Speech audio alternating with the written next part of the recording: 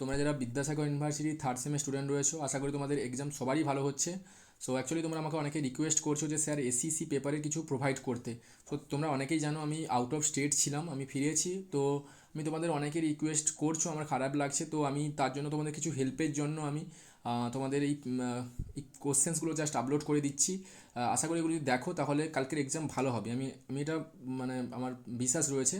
আর তোমরা শুধু আমাকে এটা জানিও যে তো সময় তো নেই, তোমাদের এই ভিডিওগুলো যদি ভালো লেগে থাকছে বা যদি তোমার কোনো না কোনো উপকারে লাগছে তাহলে তোমরা আমাকে একটু কমেন্টে জানিয়ে দাও, তাহলে আমি বাকি পোর্শনসগুলো আমি আজকের মধ্যে বিকেলের মধ্যে কমপ্লিট করে দেওয়ার চেষ্টা করছি। আর যদি না বেনিফিশিয়াল হচ্ছে তো আমাকে বলে দাও, তাহলে আমি কষ্ট করে আর আপলোড করবো না। তোমরা যেটা পড়েছো সেটাই বেটার হয়ে যাবে, এটা আমিও চাইছি যে এখন না করাটাই বেটার ছিল। বাট অনেকে রিকোয়েস্ট করছো, তার জন্য আমি ফেলতে পারলাম না তোমাদের রিকোয়েস্ট, তো আমি করছি।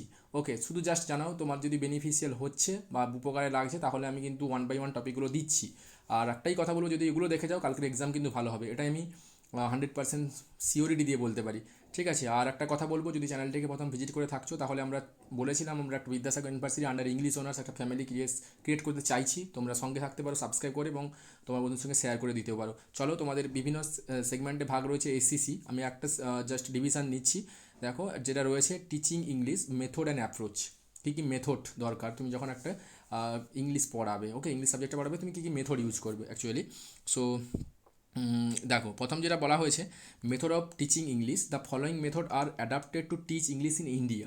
মানে ভারতবর্ষের মধ্যে এই মেথডগুলো নেওয়া হয়েছে ইংলিশকে পড়ানোর জন্য। সো কী কী মেথড আমরা দেখে নেব। ট্রান্সলেশন কাম গ্রামার মেথড, এটা একটা মেথড। দেন ডিরেক্ট মেথড রয়েছে। দেন doctor wastes new method, and রয়েছে বাইলিঙ্গুয়াল মেথড, একটা টেবিল কাম মেথড রয়েছে। এটা দরকার নেই, এই চারটা মেথড তুমি মনে রেখো।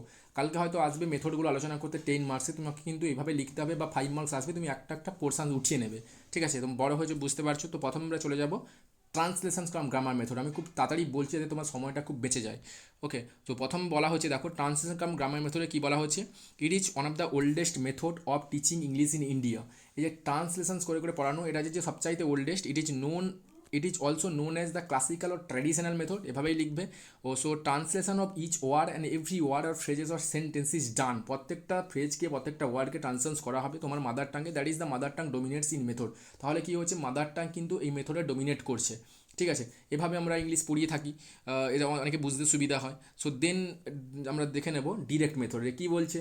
So it is also known as the natural or the reformed method. Direct মানে বুঝতে পারছো, পুরো ইংলিশের সঙ্গে তোমার একবারে মানে কানেক্টেড থাকবে। সো তাহলে এটা কিন্তু একবারে এগেনস্ট হয়ে যাচ্ছে ট্রান্সলেশন গ্রামার মেথডের।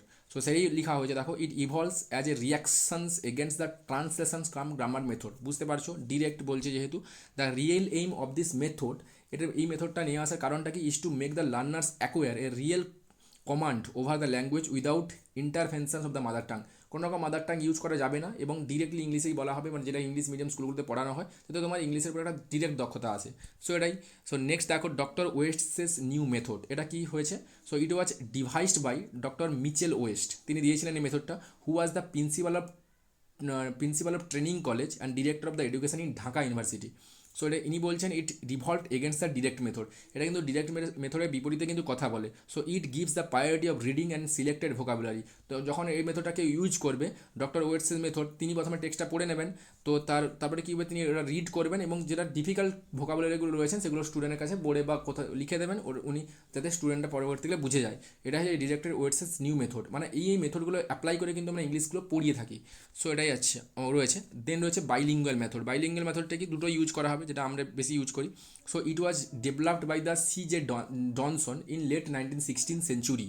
ওকে, so it is a mid way between the translation cum grammar method and also the direct method. মানে আমি বললাম যে ট্রান্সলেশনও করা হবে, তার সেটাও খানিকটা করা হবে, এবং ডিরেক্টও খানিকটা ইউজ করা হবে। মানে ইংলিশও খানিকটা ইউজ করা হবে, কিছুটা বাংলা ইউজ করা হবে। এটা হচ্ছে কিন্তু মিক্সচার মেথড আর কি, যেটা বলা হচ্ছে বাইলিঙ্গুয়াল মেথডকে। সো এটা দিয়েছিলেন কে, CJ ডনসন, 1960। শর্ট কোয়েশ্চেন আসতেই পারে। So in this method a statement is said twice, first এর টার্গেট ল্যাঙ্গুয়েজ, প্রথমে টার্গেট ল্যাঙ্গুয়েজে বলা হবে, then in the mother tongue sandwich is between. তারপরে স্যান্ডউইচ হিসেবে কেটা কাজ করবে বলো তো, মাদার টাংটা কাজ করবে। So thus it is also call the sandwich technique. তাহলে বলা যেতে পারে, কালকে কোশ্চেন আসতে পারে, what is the sandwich technique. তাহলে তোমাকে বলতে হবে যে বাইলিঙ্গুয়াল মেথড যেটা দিয়েছিলেন proposed by CJ Dodson is called the sandwich method, because in this method the statesman is said twice, first in the target language then the mother tongue is also used. So this is called the sandwich technique. So এগুলো যদি তুমি পড়ে যাও মেথডগুলো, তাহলে কিন্তু এখান থেকে তুমি 10 নাম্বার ফাইন্ড করে দিয়ে আসতে পারবে। যদি 2 নাম্বার আসে তাহলে তো ডিরেক্ট আসবে what is the direct method, তো তুমি ডিরেক্ট মেথড এভাবে লিখে দিয়ে আসবে।